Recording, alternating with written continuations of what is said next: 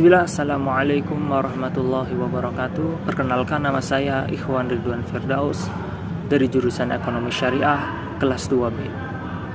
Video ini saya buat untuk memenuhi tugas UAS mata kuliah Filsafat Ekonomi dengan dosen pengampu Ahmad Zainal Arifin ME. Di sini saya ingin menjelaskan hasil pembelajaran saya dari awal pertemuan dengan beliau sampai dengan akhir pertemuannya dengan tema filsafat ekonomi. Filsafat ilmu adalah cabang dari filsafat, di mana dia menjelaskan tentang metode, dasar-dasar, dan implikasi dari sebuah ilmu pengetahuan. Ia mencoba menjawab tentang apa itu pengetahuan, apa itu ilmu pengetahuan, dan bagaimana kita bisa membedakan antara ilmu yang valid dan mana ilmu yang tidak valid. Filsafat ilmu berfokus pada 3 area utama. Yang pertama adalah epistemologi, yang kedua adalah ontologi, yang ketiga adalah aksiologi. Yang pertama adalah epistemologi. Epistemologi adalah studi tentang pengetahuan. Jadi bagaimana kita bisa mengetahui apa yang telah kita ketahui dan bagaimana ilmu pengetahuan itu bisa menjadi valid. Untuk mempermudah teman-teman, saya berikan contohnya. Bagaimana teori gravitasi yang dikemukakan Newton bisa diterima sebagai ilmu pengetahuan. Itulah hal-hal yang dibahas pada epistemologi. Yang kedua adalah ontologi. Ontologi adalah studi kasus tentang apa yang ada. Jadi di sini kita mempertanyakan tentang sifat dasar sebuah entitas dari ilmu pengetahuan yang dipelajari. Apakah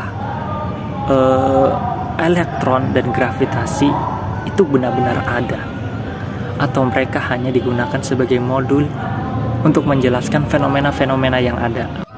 Yang ketiga adalah aksiologi. Aksiologi adalah studi kasus tentang nilai dari sebuah ilmu pengetahuan. Jadi di sini kita mempertanyakan nilai dan tujuan dan implikasi moral dan sosialnya dari sebuah penelitian. Jadi bagaimana ilmu pengetahuan itu bisa berkontribusi untuk kesejahteraan manusia dan lingkungan. Setelah kita mempelajari filsafat ilmu, sekarang kita akan menjelajahi 5 pemikir utama yang telah membentuk cara kita memahami ekonomi.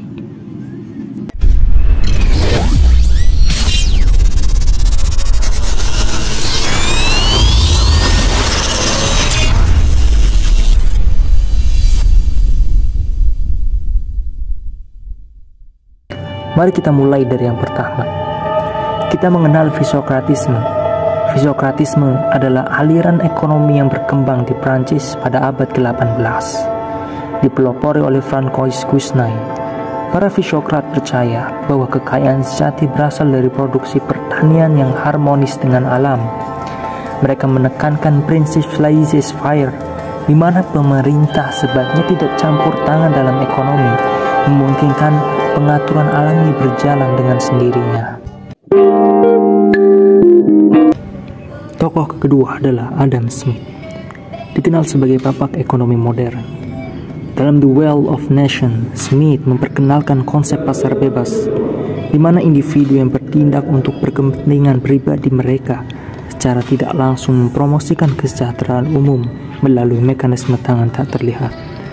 Selain itu, dalam The Theory of Moral Sentiment, Smith menunjukkan bahwa ekonomi tidak hanya didorong oleh egoisme, tapi juga oleh simpati dan moralitas dalam interaksi manusia.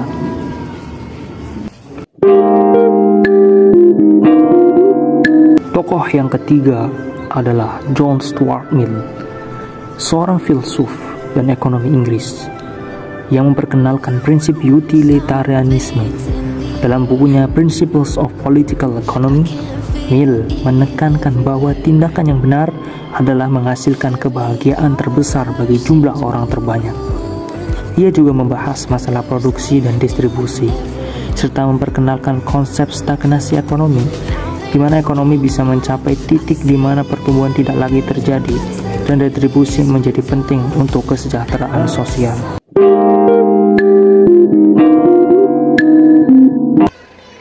Tokoh yang keempat adalah Karl Marx, terkenal dengan kritikannya terhadap kapitalisme. Dalam Das Kapital, Marx menyatakan bahwa nilai ekonomi suatu barang ditentukan oleh jumlah kerja yang terlibat dalam produksinya. Ironisnya, meskipun kerja adalah sumber nilai, pekerja seringkali dieksploitasi dan tidak mendapatkan nilai penuh dari kontribusi mereka. Marx mengkritik sistem kapitalis karena menciptakan kesenjangan sosial dan memprediksi bahwa sistem ini akan runtuh dan digantikan oleh sosialisme.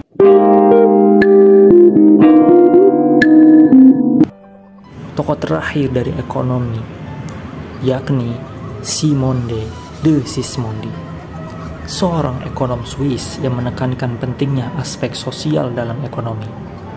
Dalam Nouveaux Principes de Economie Politique, Sismondi mengkritik kapitalisme, laissez-faire, dan menekankan bahwa pertumbuhan ekonomi harus diimbangi dengan kesejahteraan sosial.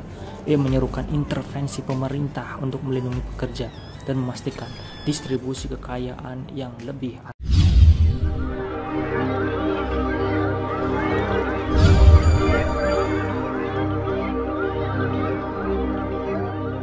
Selanjutnya yakni kita bakal ngomongin tentang metodologi ekonomi Islam. Metodologi ekonomi Islam itu bersumber pada Al-Quran dan As-Sunnah, di mana Al-Quran dan Sunnah ini adalah pedoman, sumber rujukan segala aktivitas orang muslim.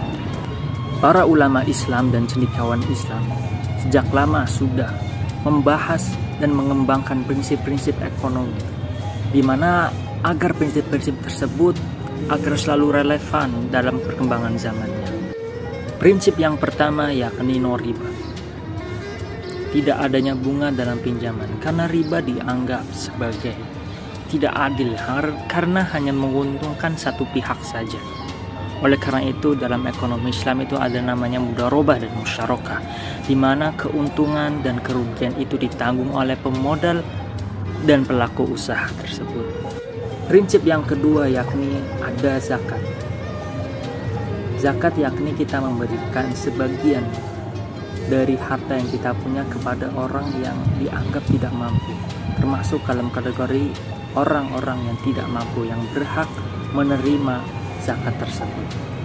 Selain zakat juga ada infak dan sedekah, sehingga jika ketiganya diterapkan maka terjadinya kesejahteraan sosial, tidak adanya ketimpangan ekonomi dan pembagian harta secara merata. Prinsip yang ketiga yakni no gharar. Tidak boleh ada ketidakpastian, di mana semua kontrak harus jelas. Semua spesifikasi barang harus sesuai dengan apa yang ada pada barang tersebut, sehingga terjadinya keadilan. Dan ekonomi Islam ini sangat menjunjung tinggi transparansi untuk menghindari penipuan dan eksploitasi. Prinsip yang keempat yakni keberlanjutan dan menjaga keseimbangan ekonomi. Ekonomi Islam mendorong praktik bisnis yang ramah lingkungan dan berkelanjutan, di mana ekonomi Islam itu menjaga keseimbangan ekosistem sebagai bagian dari tanggung jawab ekonomi dalam ajaran Islam. Prinsip yang kelima adalah solidaritas sosial dan kerjasama komunitas, di mana ekonomi Islam ini mendorong untuk meningkatkan pengembangan infrastruktur sosial seperti pendidikan dan kesehatan, serta meningkatkan infrastruktur demi kesejahteraan masyarakat secara keseluruhan. Jadi, metodologi ekonomi Islam ini menawarkan pendekatan dengan cara holistik dan adil, dengan cara menggabungkan antara spiritual dan sosial, dengan cara menjalankan prinsip-prinsip seperti kewajiban zakat, larangan riba, larangan gharar, keberlanjutan, dan solidaritas sosial. Materi selanjutnya, saya akan membahas tentang 4 topik penting.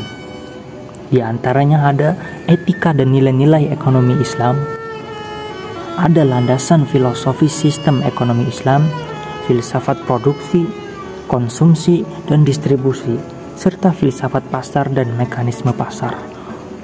Oke, kita langsung saja kepada pembahasan yang pertama, yakni tentang nilai-nilai ekonomi Islam. Ekonomi Islam sangat menekankan nilai moral dan etika. Prinsip seperti keadilan, kejujuran, dan tanggung jawab sosial sangat ditekankan. Ekonomi Islam menolak eksploitasi dan mendorong transaksi yang adil dan transparan.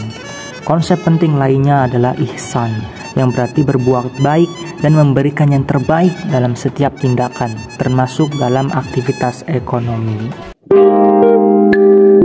Topik selanjutnya yakni landasan filosofis sistem ekonomi Islam dibandingkan dengan sistem ekonomi lainnya. Ekonomi Islam didasarkan pada prinsip-prinsip syariah yang berasal dari Al-Quran dan hadis. Ini berbeda dengan kapitalisme yang fokus pada kepemilikan individu dan keuntungan maksimal, atau sosialisme yang menekankan kepemilikan kolektif dan pemerataan. Ekonomi Islam mencari keseimbangan dengan memadukan kepemilikan individu dan tanggung jawab sosial, menciptakan sistem yang adil dan berkelanjutan. Sekarang, mari kita bahas filsafat produksi, konsumsi, dan distribusi dalam ekonomi Islam. Dalam produksi, Islam mendorong penggunaan sumber daya yang bijak dan bertanggung jawab. Tujuan utamanya adalah untuk kesejahteraan masyarakat, bukan hanya keuntungan pribadi. Konsumsi dalam Islam juga diatur agar tidak berlebihan dan tidak boros, sesuai dengan prinsip moderasi dan wasatiyah.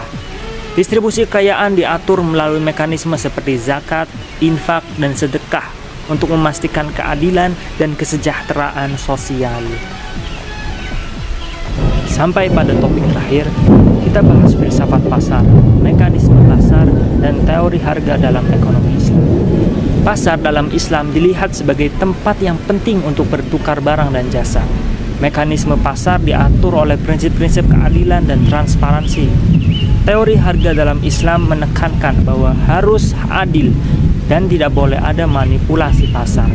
Larangan terhadap praktik-praktik seperti riba dan gharar juga bertujuan untuk menjaga integritas pasar.